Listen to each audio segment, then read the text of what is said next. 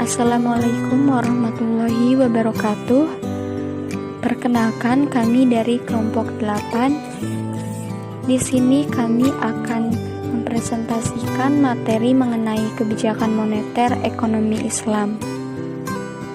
Perkenalkan anggota dari kelompok 8. Yang pertama yaitu Amelia Magfiro, yang kedua Lestari Elestianingsih, yang ketiga Jihan Sabrina Jatalini, dan yang keempat Citra Nurlaila Putri.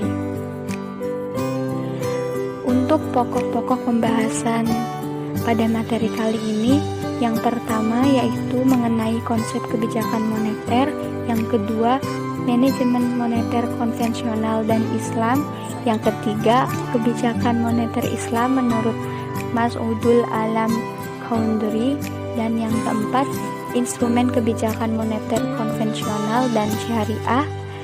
Kemudian yang terakhir mengenai implementasi kebijakan moneter Islam.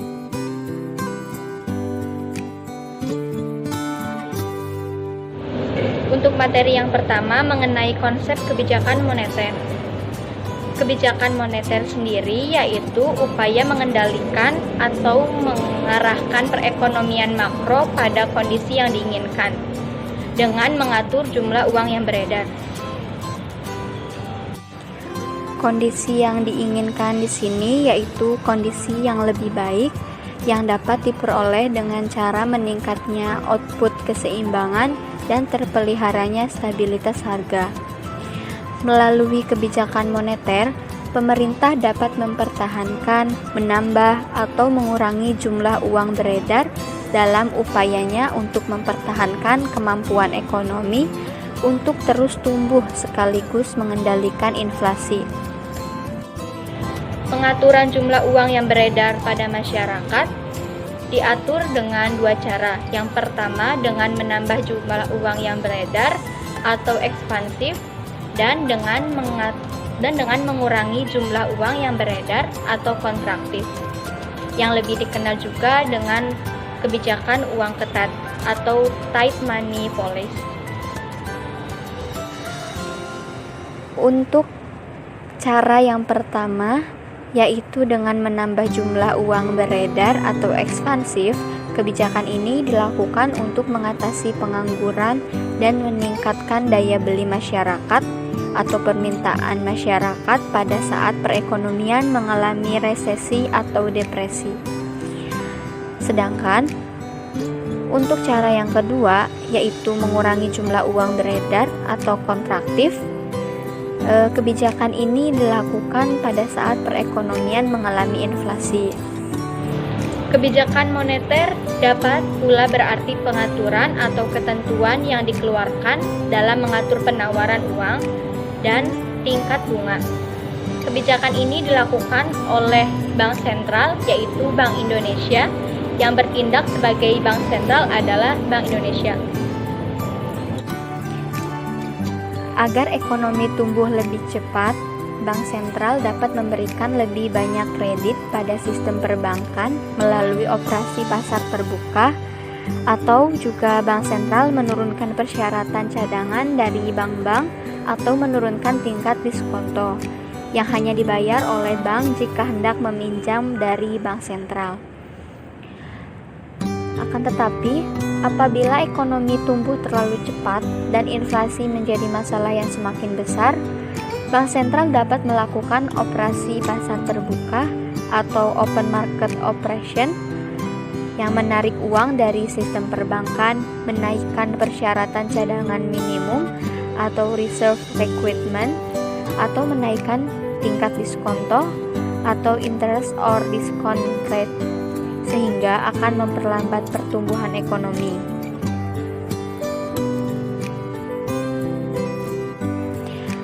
Kemudian faktor-faktor yang menentukan efektivitas kebijakan moneter yaitu ada 3. Yang pertama, perbedaan tingkat elastisitas permintaan uang. Yang kedua, perbedaan elastisitas efisiensi modal marginal.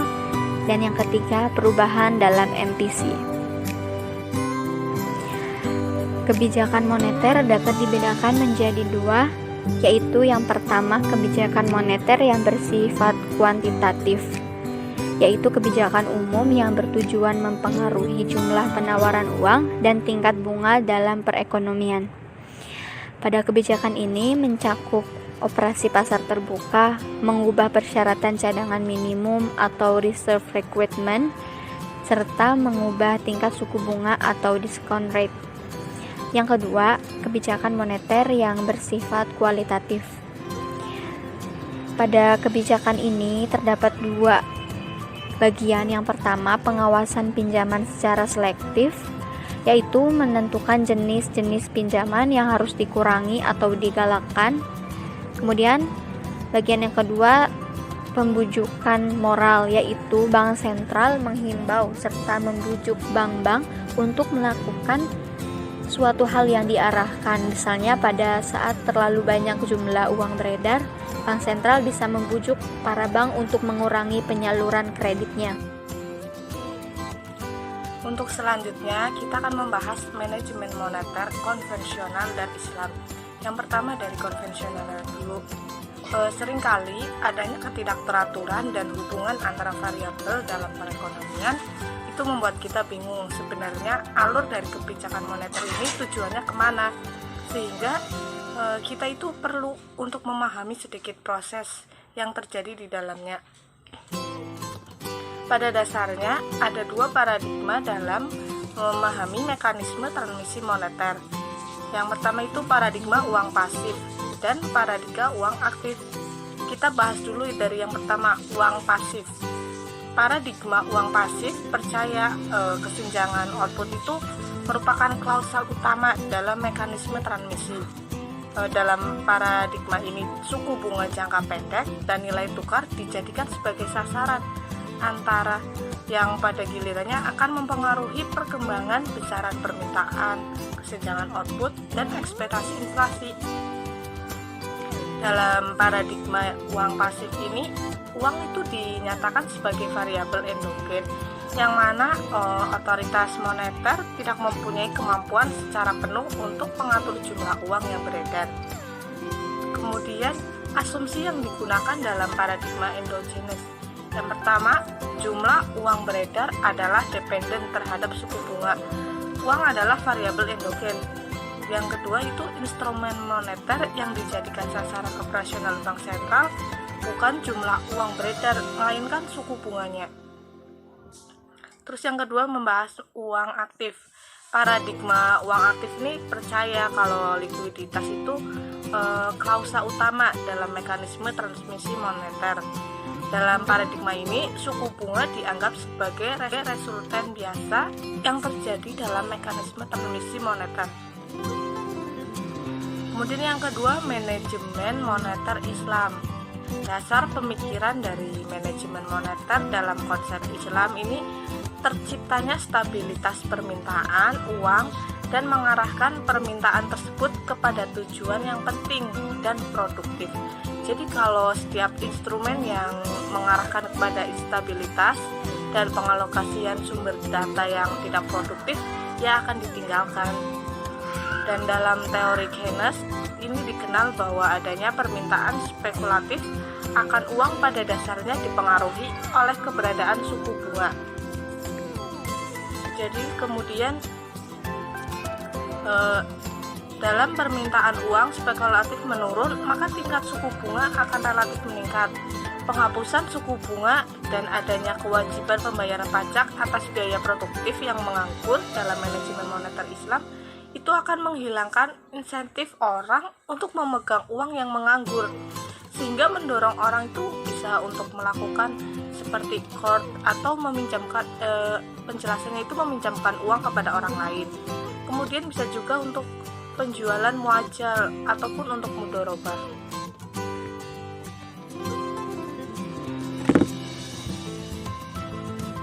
Jadi para pemilik dana ini akan menginvestasikan dananya itu ke kegiatan yang memberikan keuntungan aktual terbesar. Jadi semakin tinggi permintaan uang untuk investasi di sektor real atau kebutuhan, akan persediaan dana untuk investasi semakin besar.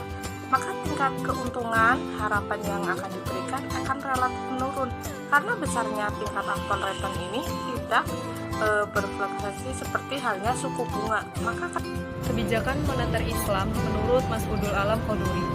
Pandangan uang dan kebijakan moneter menurut beliau berpijak pada prinsip dasar uang sebagai alat transaksi dan tidak dimasukkan instrumen bunga dalam analisis moneternya. Pandangan uang menurut beliau dikemukakan melalui konsep ekonomi moneter yaitu endogenous money yang memberi tekanan tentang pentingnya menjaga stabilitas nilai uang baik secara internal maupun eksternal, yaitu keseimbangan antara sektor moneter dan sektor real. Selanjutnya, bagaimana sih gagasan endogenous money dari Mas Udul Alam Qoduri sendiri?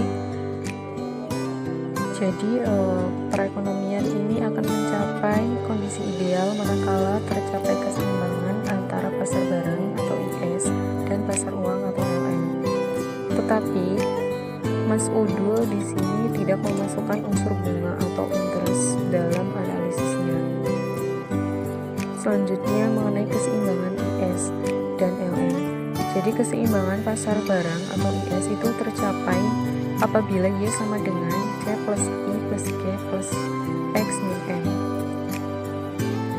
Jadi di sini masuknya peranan uang dalam pasar barang melalui investasi, di mana dalam ekonomi konvensional besarnya merupakan fungsi dari tingkat bunga. Selanjutnya ada keseimbangan pasar uang atau LM. Nah, LM ini tercapai jika terpenuhinya keseimbangan antara permintaan uang atau MD dengan penawaran uang atau MS. Dan permintaan uang ini dipengaruhi oleh tingkat bunga karena motif spekulasi.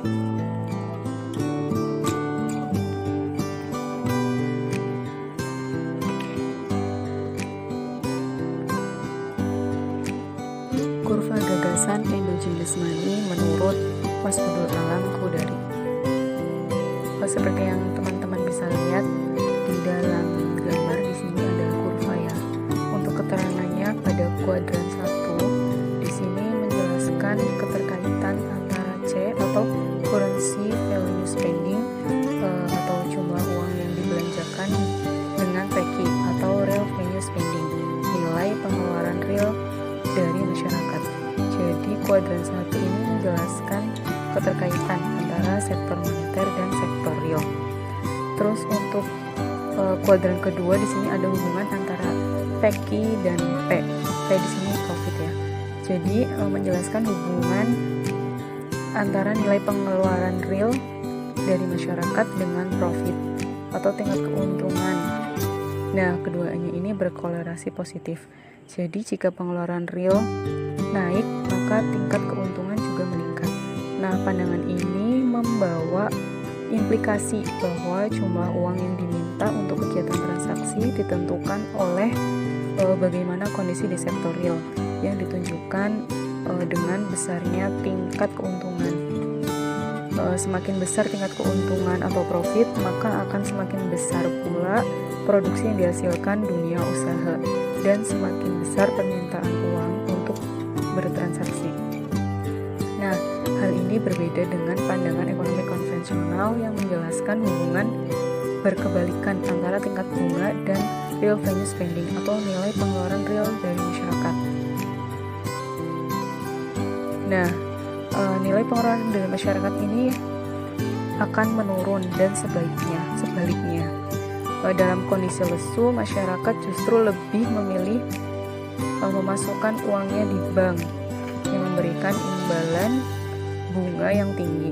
Kebijakan suku bunga justru akan mengurangi laju investasi dan mengurangi laju pertumbuhan ekonomi. Selanjutnya ada kuadran ketiga, yaitu ada hubungan antara besarnya tingkat keuntungan atau profit dengan harga. Di sini ada P min P yang berlarang positif, artinya kenaikan tingkat harga akan menyebabkan produsen memperoleh keuntungan dan implikasinya mereka akan meningkatkan output. Selanjutnya kuadran keempat. Nah, jumlah uang yang dibelanjakan atau C dengan tingkat harga pergerakan tingkat harga semata-mata karena adanya perkembangan di sektor real yang ditunjukkan oleh besarnya C. Jadi perubahan kurva P min C semata-mata karena adanya perubahan dan gejala di sektor real, bukan pada sektor moneter. Sementara perubahan harga disebabkan oleh PQ atau nilai pengeluaran real dari masyarakat. Dan besarnya keuntungan ini selaras dengan perkembangan PQ. Jadi perubahan tingkat harga disebabkan karena adanya perubahan tingkat keuntungan. Nah, secara sederhana, pandangan tentang uang dalam kebijakan moneter ini menurut Choudhury dapat dirumuskan bahwa uang dan kebijakan moneter ini harus bertumpu pada kegiatan di sektor real, bukan di sektor moneter. Esensinya, uang dan instrumen moneter hanyalah instrumen ekonomi semata untuk menggerakkan sektor real. Nah, bagi kesejahteraan ekonomi masyarakat agar dapat terwujud dari perkembangan pada sektor real, bukan pada sektor moneter.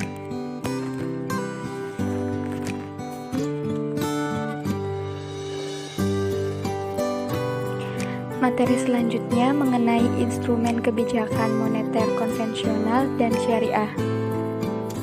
Instrumen kebijakan konvensional mempunyai kemampuan dalam mengendalikan penawaran uang dan berkembang serta berpengaruh terhadap tingkat suku bunga, arus kredit, dan perkembangan finansial. Instrumen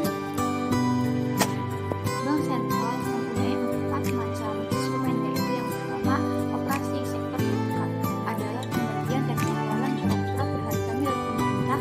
Jika ingin mengurangi jumlah uang beredar, pemerintah akan menjual surat-surat tersebut, dan jika ingin menambah jumlah uang beredar, maka pemerintah membeli kembali surat-surat tersebut. Yang kedua, diskon rate adalah fasilitas. Diskon rate berkaitan langsung dengan fasilitas yang diberikan bank untuk meminjam uang secara langsung. Biasanya pinjaman tersebut berupa direct advance yang disekuritisasi dengan aset tertentu. Yang tiga, reserve recruitment. Peraturan reserve recruitment dirancang untuk menjamin pemilik uang atau nasabah yang menyimpan di bank akan mendapatkan uangnya jika ia menginginkan menarik simpanan. Yang keempat, moral persuasion. Bank sentral biasanya menggunakan himbauan moral untuk meyakinkan para bankir dan manajer senior institusi keuangan agar lebih memperhatikan kepentingan jangka panjang daripada kepentingan jangka pendeknya. Instrumen moneter Islam mempunyai empat macam. Yang pertama, mazhab. Menurut mazhab ini tidak diperlukan kebijakan moneter disebabkan hampir tidak adanya sistem perbankan dan minimnya penggunaan uang. Mazhab kedua, instrumen yang digunakan mazhab kedua untuk mempengaruhi permintaan akhirat dengan menggunakan biaya pajak atas dana atau aset produktif yang menganggur. Yang ketiga, mazhab ketiga digunakan curative proses, yaitu suatu kebijakan diambil oleh otoritas sektor real. Yang keempat, implementasi kebijakan moneter Islam Bank Indonesia menjalankan fungsinya mempunyai instrumen moneter syariah. Di antaranya yang pertama, biro wajib umum. Yang kedua, sertifikasi identitas mudharabah antar bank syariah. Yang ketiga, sertifikasi wajib bank Indonesia syariah atau SWI. Yang keempat, pasang uang antar bank syariah. Sekian pemaparan materi mengenai kebijakan moneter ekonomi Islam. Semoga bermanfaat bagi kita semua. Terima kasih. Wassalamualaikum warahmatullahi wabarakatuh.